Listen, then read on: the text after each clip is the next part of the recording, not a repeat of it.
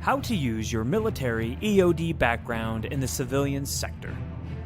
The Explosive Ordnance Disposal Badge is a military badge of the U.S. Army, Navy, Air Force, and Marine Corps that recognizes service members qualified to do explosive ordnance disposal.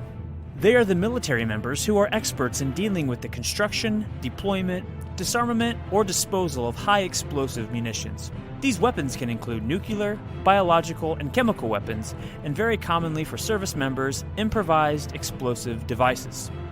If you are an EOD Tech preparing to transition out of service, you may be asking your active duty self, how in the world am I going to make a civilian career out of disarming bombs?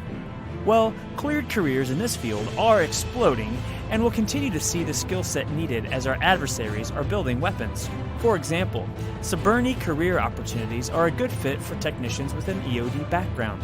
They include positions with law enforcement agencies such as the Border Patrol or U.S. Secret Service, research positions with national laboratories, and a variety of defense contracting positions supporting government facilities like the Defense Threat Reduction Agency.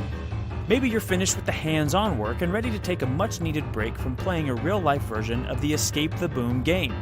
There are many other opportunities in the training, instructing, or curriculum design realms as well to prepare the next generation of bomb or IED disarmers.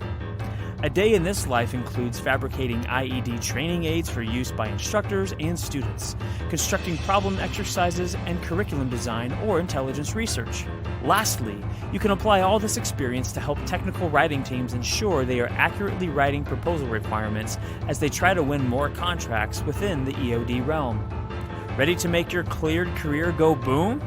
Your EOD military background can do just that in the civilian sector.